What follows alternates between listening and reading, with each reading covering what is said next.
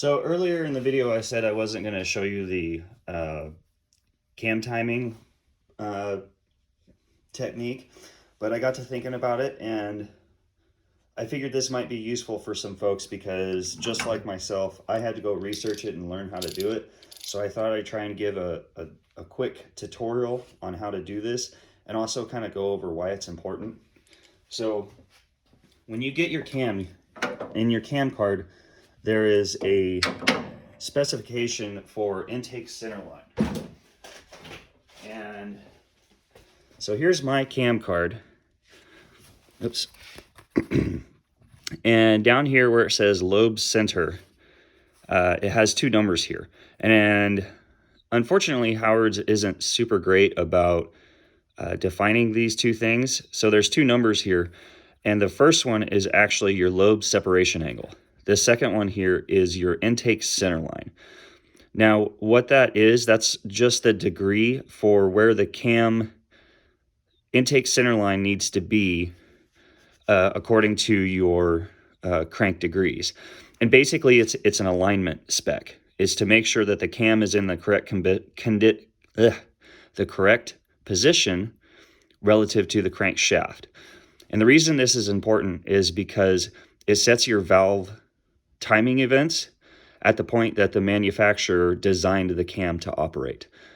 And when we talk about inaccuracies, if this number is out of spec, it can be as little as like 3 or 4 degrees, and that can change how the cam is going to operate in your engine, or I should say more specifically, how the engine is going to perform.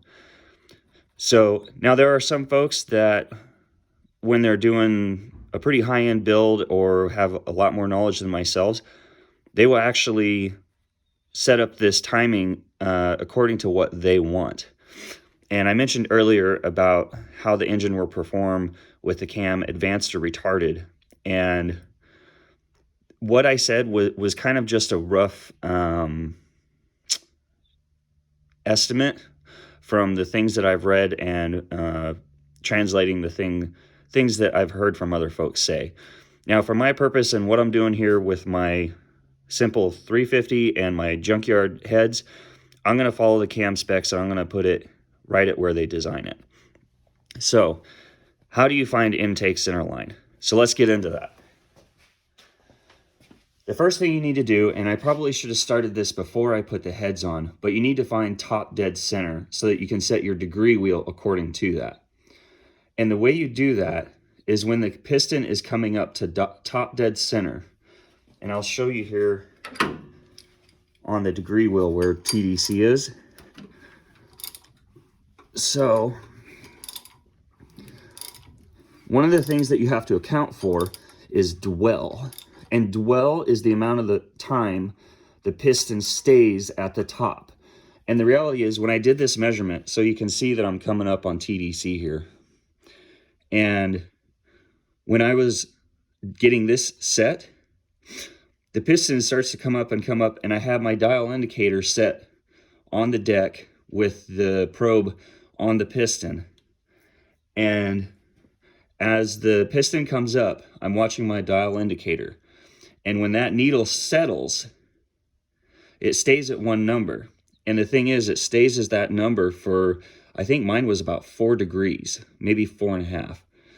And so what you got to do with that is you have to split the difference to find true TDC. So what's going to happen is as you're rotating through, so about there is where my dial indicator registered that it was all the way, the piston was all the way to the top. And it stayed there until about 2 degrees after. And then the piston started to go down. So when you're getting it dialed in, that 4-degree spread, it might be somewhere off of the 0 mark here. So what you got to do is you take that 4-degree spread or whatever it is in your engine, because the stack tolerances will be different, and you average it. So say mine did it between 5 and 1/1000. And I said, okay, so it's got to be 2 degrees in the middle to get true TDC. So what I did is I would rotate my crank until I hit the middle of that 4-degree spread. So in this case, it would have been at the 3-degree mark. And using my pointer here, which is just a piece of wire that I bolted to the block, and that's how a lot of guys do it. So I rotate the crank until it rests on the 3-degree mark.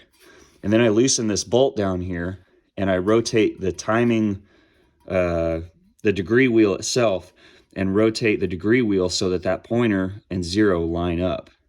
And then I rotate it through again to make sure that my average is split over this 0-degree mark. And that's how I got my true top dead center. And your dwell is going to change, determined on the stroke of your engine and things like rod length. There's a bunch of variables, but that's essentially how you get it. You watch your complete degree spread by watching your dial indicator to see how long it stays at that top number when your piston is at TDC. Then you divide that in 2. You place your degree wheel in the average of that spread, and then you loosen the degree wheel and rotate it to 0.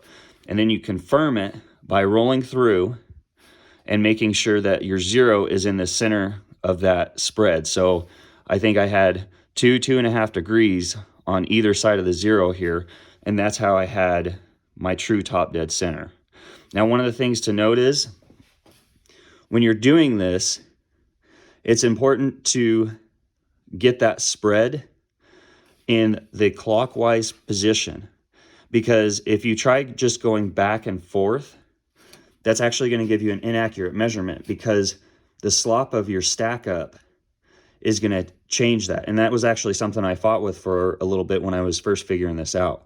So always be turning your engine in its respective natural rotating position to find that TDC mark. So now that we've got that, you get your TD set up. Now you can actually start measuring your cam timing. So I've got my dial indicator set up on my intake over here, and I put the rocker on and the stock push rod. I'm not even sure if these are going to be the correct length. I haven't checked my valve tip pattern yet.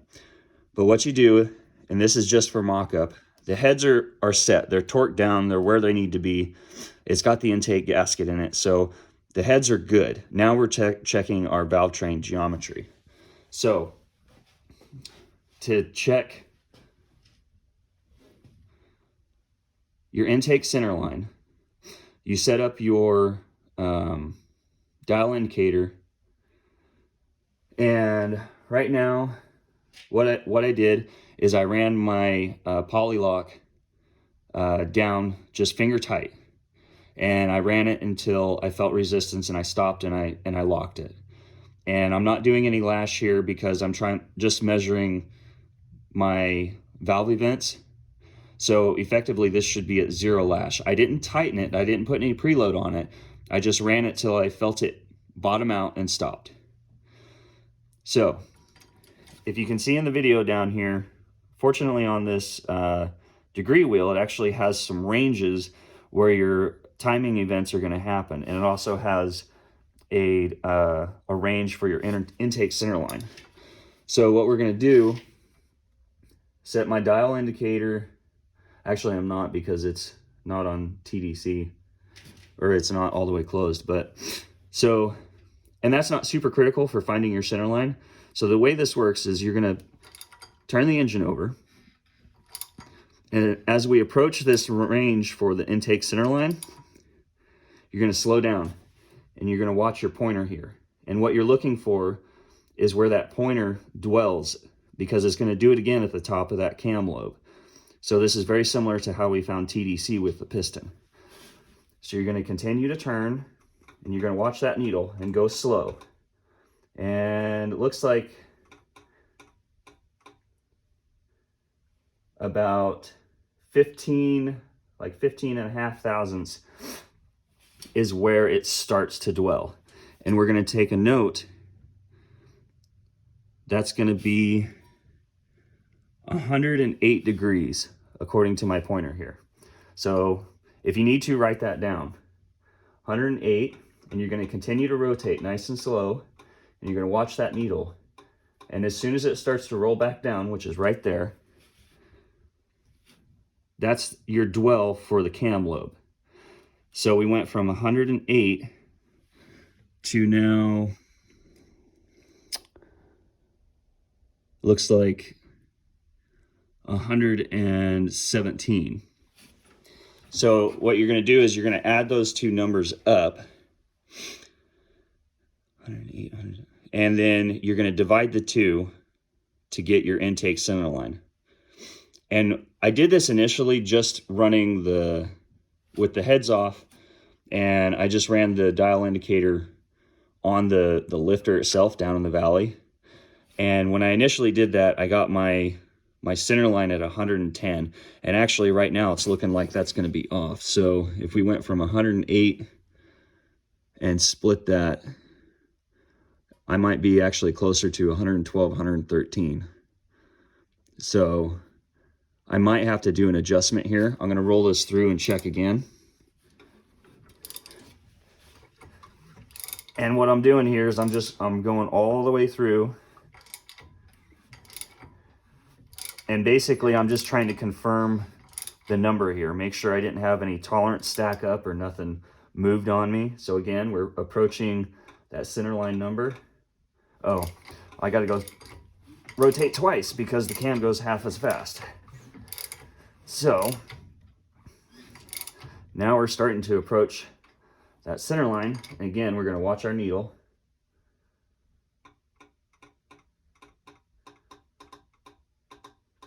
And about right there. Again, about 8 degrees. And that needle's staying stationary. And it just started to go back down. So, and then 117. So that confirms the numbers that we read. Like I said, add up the two numbers, divide them by 2, and that gives you your intake center line. And I might have to take the crank gear off and reset the keyway down there, because this timing set, it comes with a 4 degrees advanced or 4 degrees retarded. And after I do the math to double check where it's at, I will accordingly do the advance or retard. Now that 4 degrees, if I remember correctly, that's 4 degrees of crank timing. And since the camshaft rotates at half speed, it's only going to be 2 degrees of crank timing, or sorry, cam timing. So what that means is if my center line is at, say, 113 retarded, because the event is happening later, then I will move the keyway position to the advanced spot to get that to land at the 110 or 111 if the math checks out. So that's how you check your center line. Now, that's at the peak valve lift on the intake. So now we're going to look at the timing events, like when the valve opens and closes. So what I'm going to do is I'm going to rotate it through, and I'm going to watch my exhaust rocker. And when that starts to open, then I know that my intake is on the base circle. Okay, so I see the exhaust starting to creep down here. So I know that I'm down on 0 here, and my indicator is about there. It's about a half off. See if I can't fix it. Okay. Now, what we're going to watch for is when that needle starts to move. And so on my cam card here,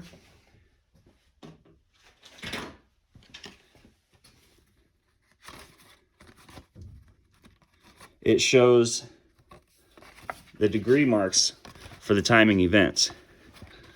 And it says the intake should open at 17 degrees before top dead center.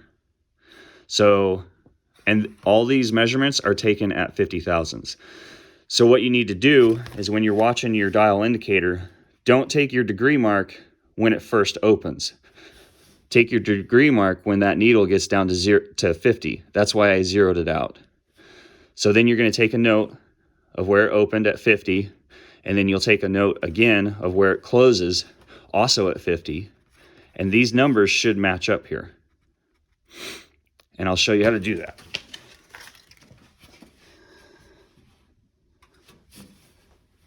So, again, we're approaching that sweep for the, oh no, that says intake close. So,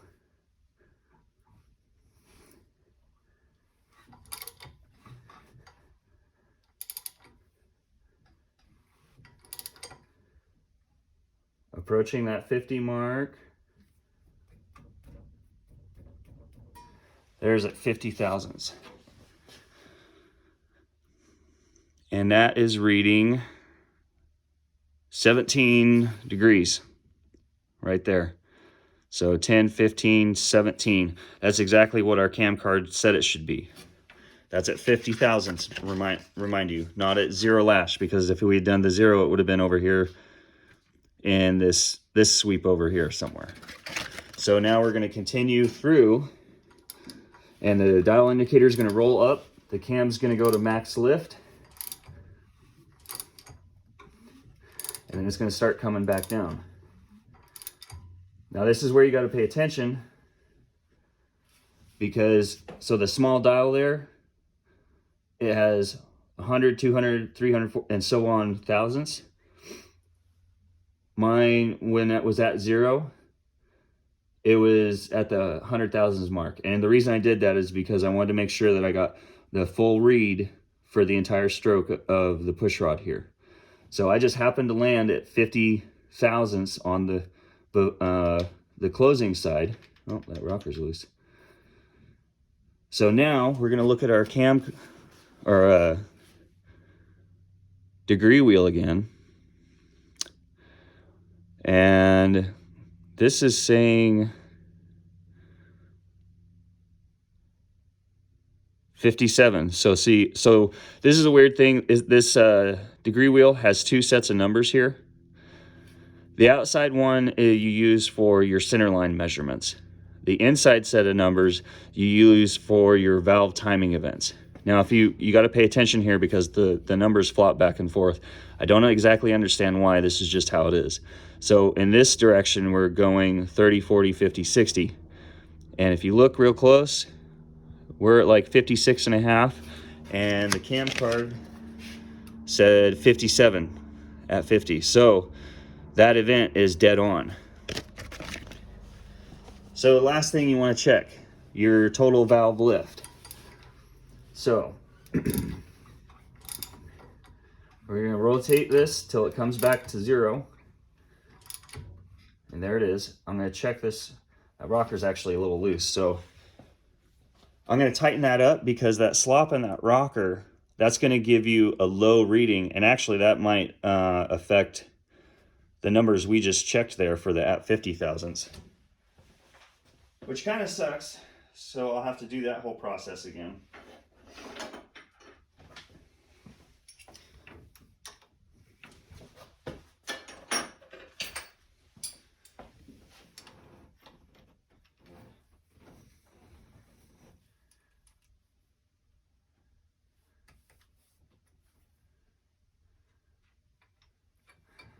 So again, I'm just running this, and this might be good for you guys to know anyway. So I'm going to grab the push rod, I'm going to move it back and forth, and you can actually use the dial indicator to help you get this set. So if you watch, we got movement there in the indicator. I'm going to roll my poly lock until that stops. So now we know we have 0 lash.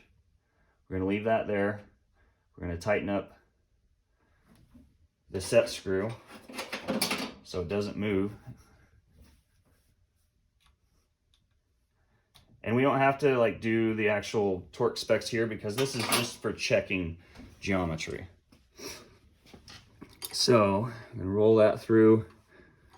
Okay, so we know we're on the base circle. We're gonna reset at 0. Now that we got that slop out of that rocker.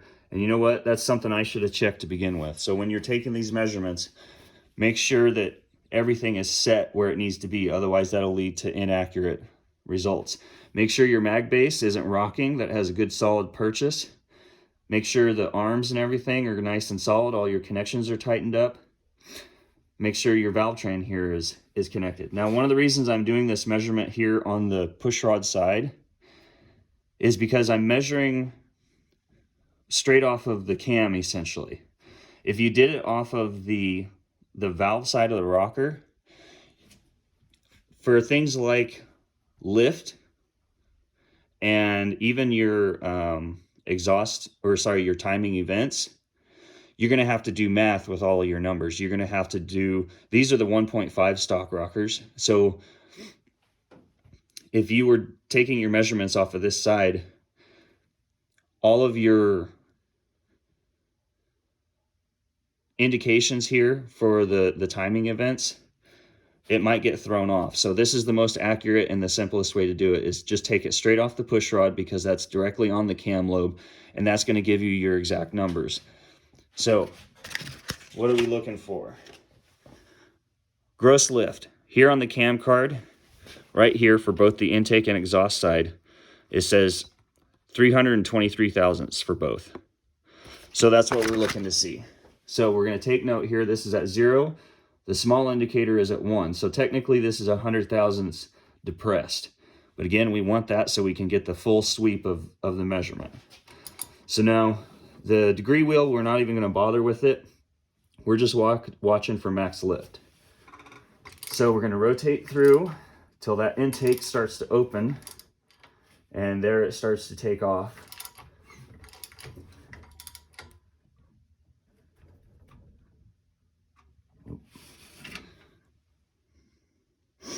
Well, that measurement is actually still good. That's at 17. I'm just checking because I don't want to have to do it twice. So there's 100 thousandths, 2, 3. Now this thing should dwell at around 23 thousandths there, but we've only got 13. So I got 313 thousandths of lift. Yep, that was it. The needle's already starting to go back down. Now this could be stack tolerances, because I'm not taking it straight off of the cam. There could be a little bit of slop in here, along with the connections from the lifter to the push rod. So it's already going back down. So we'll watch for that 50 thousandths mark to check our valve event right there. And that one's still good.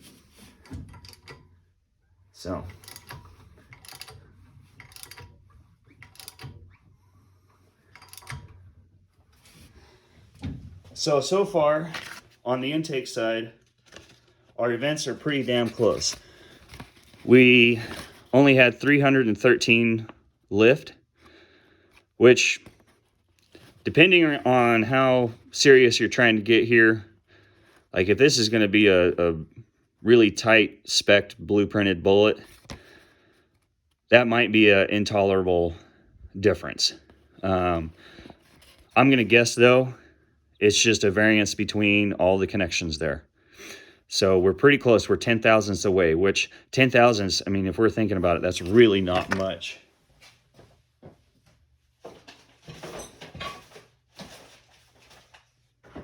There we go.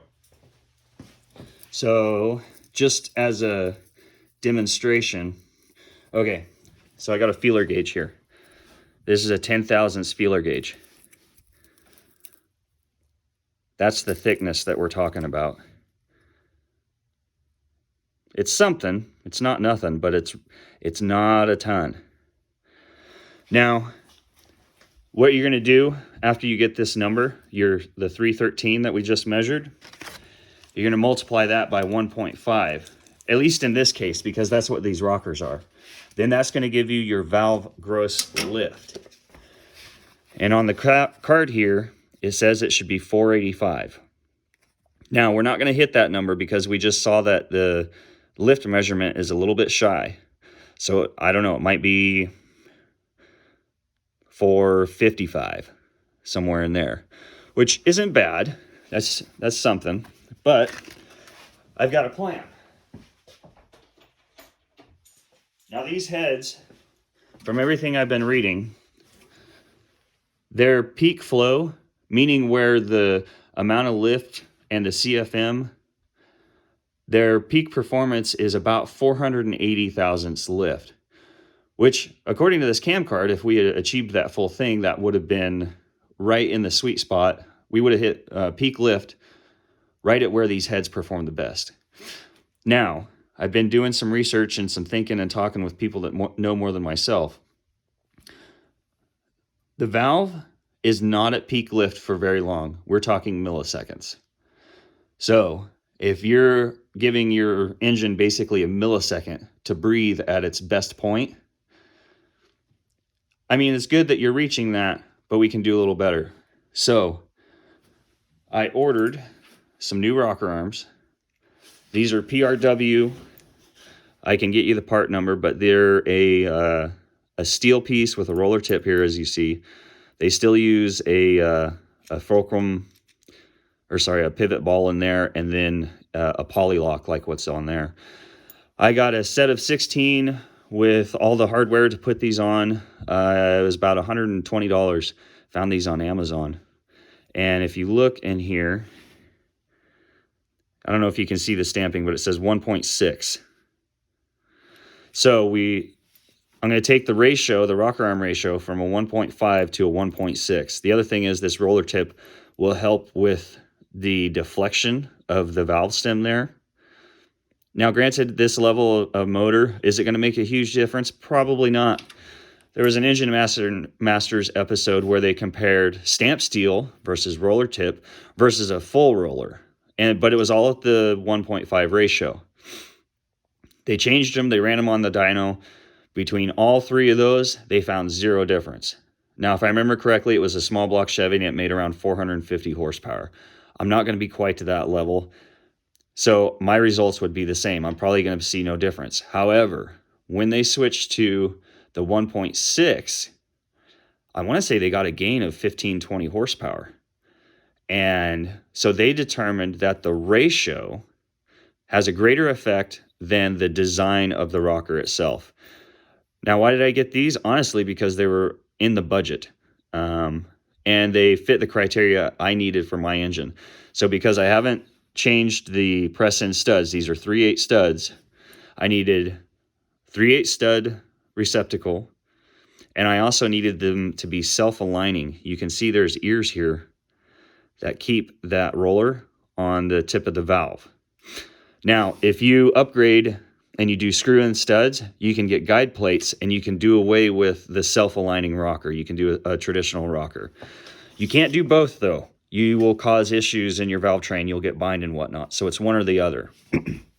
At some point in the future, I will be upgrading to a 7/16 screw-in style stud, and then I'll do guide plates, and I'll have to get new rockers at that point. But because I'm on a budget, I'm just seeing what I can do on my own here. This was what I opted for. So the 3/8 stud, and again, it has an elongated slot here. That's another thing you need to make sure that an upgraded rocker has, because if it doesn't have this extra travel, this part of the rocker will actually bind on the stud, and it'll force the stud to bend and or break, or you'll bend a push rod. Somewhere it's going to give, and it's not going to be good. So, and I needed, like I said, the self-aligning, and I wanted 1.6 ratio. And I was doing a search, and this fit everything I needed. And honestly, like, these look like a pretty solid piece.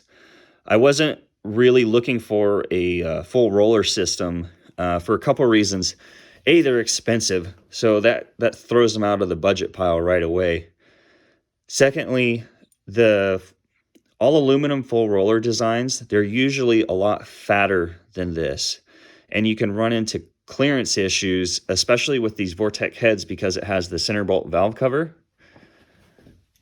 You might have to order, they call them narrow body rockers, and that's simply so that you can get the bolts for the valve covers to clear in between the rockers right here, because this is where that bolt is going to reside.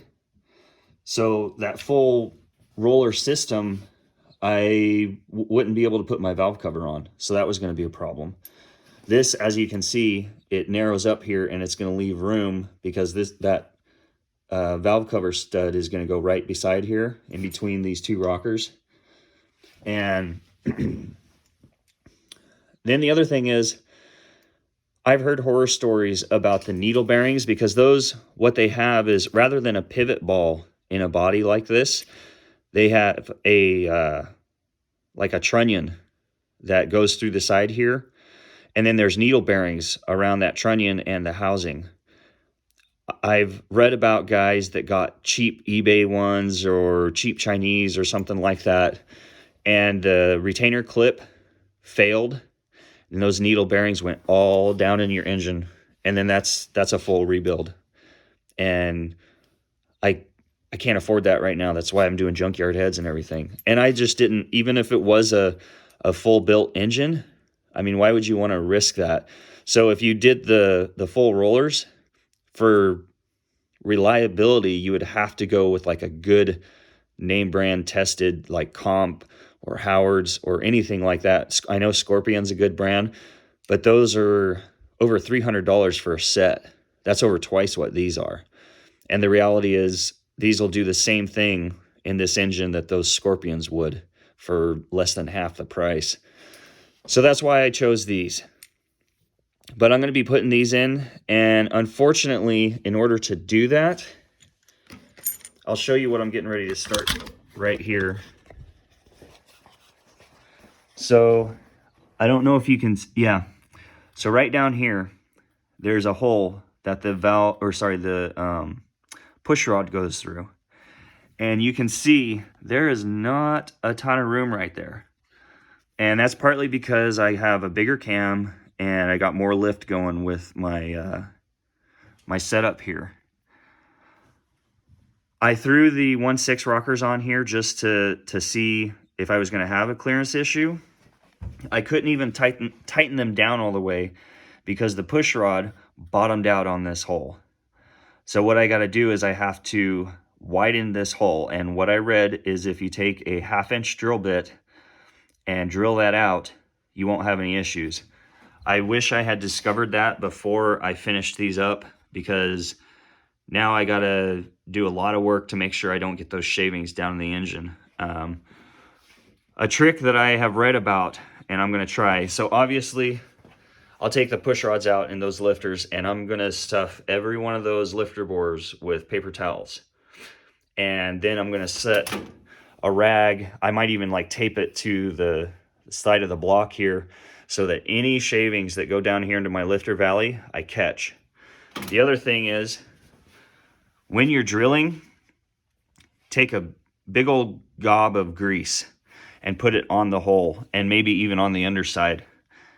And when you're drilling, do it at low speed, and you're doing it through that grease. And what happens is the grease will catch the majority of those filings. Now, if it looks like it's not working, I'm going to stop and I'm going to have to do something different. I might have to take the heads back off and redo my head gaskets, which sucks because everything's torqued. I had done the copper coating.